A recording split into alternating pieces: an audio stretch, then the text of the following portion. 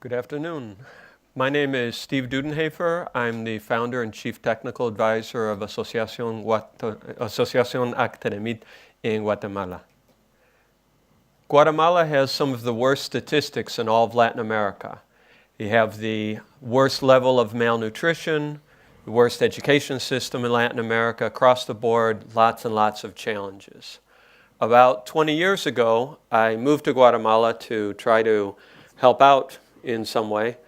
And when I got there, I was really taken aback by the tremendous amount of resources that surrounded people. Human resources, natural resources, cultural resources, yet at the same time they had children dying because of malnutrition.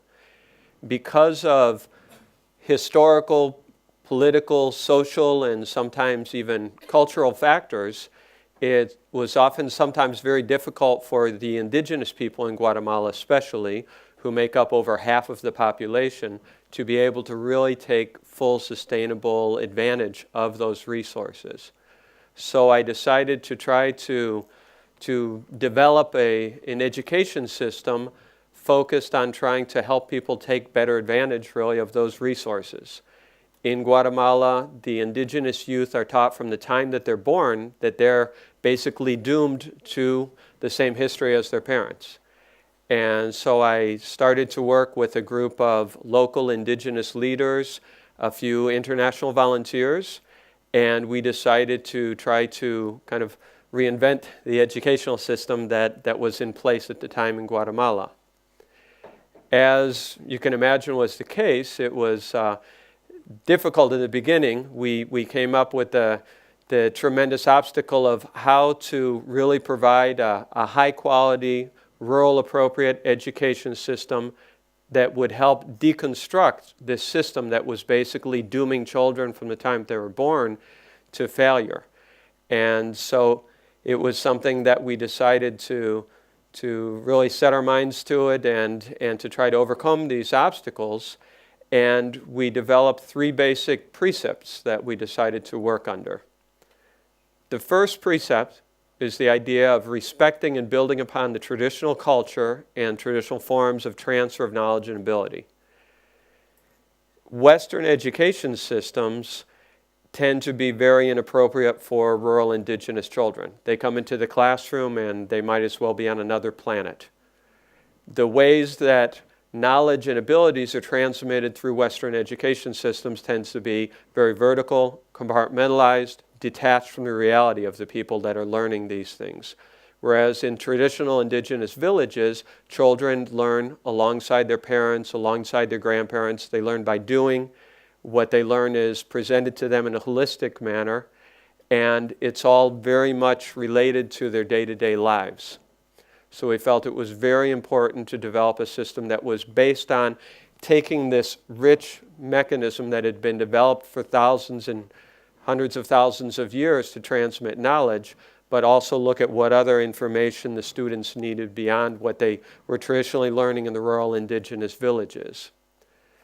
We also felt it was very important to help them reinforce their sense of cultural identity.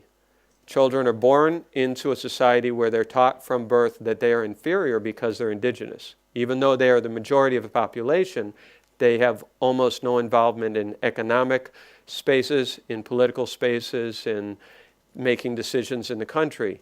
And so we felt it was very important to help them reinforce their sense of cultural identity so that they could build their self-esteem up to the point wherein they would be from a space of strength, be able to decide which parts of their traditional culture they would like to keep and which parts of other cultures they would like to incorporate into themselves.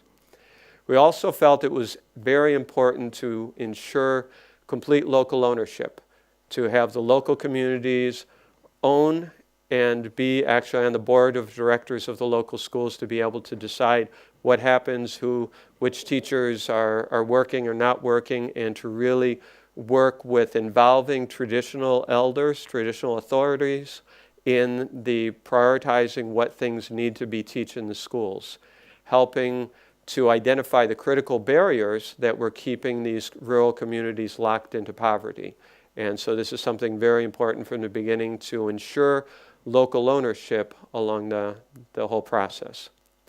The third precept was the importance of trying to involve all of the sectors.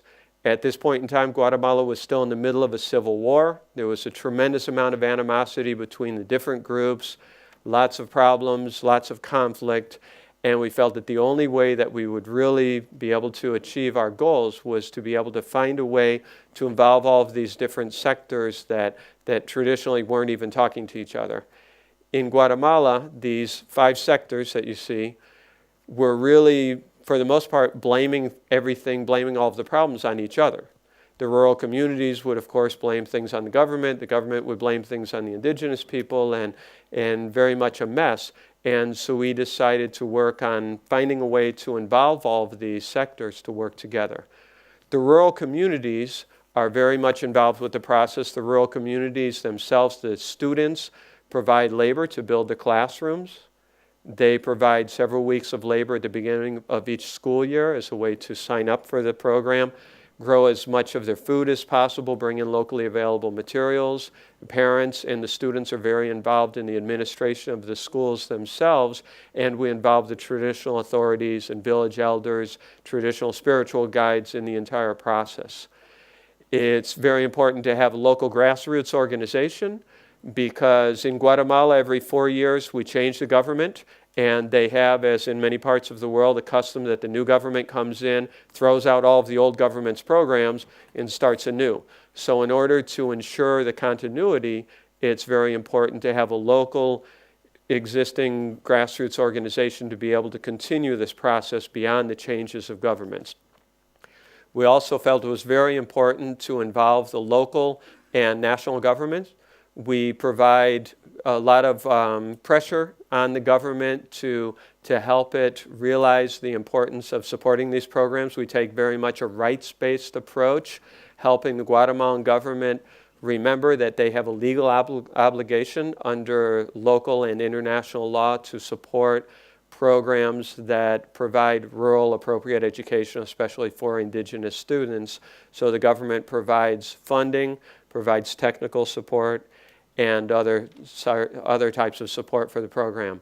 We also really rely a lot on international support, international volunteers, international donors, while the local and national government comes up to speed with providing enough support for really running the entire program. And the 5th area is working with the private sector. We work with Guatemalan private businesses, which provide resources, they provide technical support, they provide oftentimes even political support to help things get through the right channels in the national government as the governments change. And so we find that it's very important to involve these different sectors to work together. An example of this methodology is our Rio Dulce campus. This facility is located in the middle of the jungle in a protected area. It houses almost 500 young indigenous girls and boys from very remote villages. The students study a vocational high school degree in rural well-being and a vocational high school degree in sustainable tourism. The facility is literally in the middle of the jungle. The only way in or out is by boat, but it is completely powered by solar energy. We have almost 100 computers that the students can work on with satellites for internet. So it's out in the middle of the jungle. The classrooms are all thatched roof, round buildings, but the students have access to the things that they need to be able to really improve their education out there. We have over 11 indigenous languages spoken at this particular campus, and the students have Spanish as a common language. We have on-staff Mayan indigenous spiritual guides who are in charge of strengthening the sense of cultural identity of the students, helping them to learn more about and value their traditional culture, and at the same time they're learning about other things that will help them get a job. It's a vocational training school, so it's very important for them to be able to learn the different things they need to be able to make a living. Our curriculum is modified every year. Our graduates that graduate from our school and get jobs 1 year after they've been employed, we interview them in order to identify the things that they perceive were missing in their education so that we can tweak our curriculum constantly to improve it. We also interview the employers, and we're always looking 4 or 5 years down the line at an up-and-coming job market so that we can constantly change our curriculum. Right now we're working very much focusing on the international compensation mechanisms which are related to climate change, such as RED++. What are the jobs that are going to be appearing in rural communities related to those mechanisms? So we're working on increasing the ability for our children to work on reforestation programs, tree farms, on calculating carbon sinks in the communities, and different things related to that. Our students receive 1,000 hours of hands-on experience per year through internship programs. We work together with different businesses, with local municipalities, with organizations, and we actually have an in-house employment office where we help our students be able to acquire jobs when they graduate. Last year's hire rate was 96% in only 2 months. This is by far the highest, strongest hire rate in the entire country. We're working very hard, especially to encourage the girls to stay in school, because as is in the case in India, as you heard in the last presentation, we have a tremendous disparity between the amount of boys and girls in secondary education in the country. We work very hard in the villages, encouraging the girls to stay in school, and with programs to really increase their ability to be able to go out, graduate, get good jobs, and really make a difference in their villages. We're in the process of rolling out this methodology nationally, working with pre-existing grassroots organizations, helping them implement the methodology in the curriculum. We help them leverage government funds so that they'll be able to get funding from the Guatemalan government but maintain local ownership.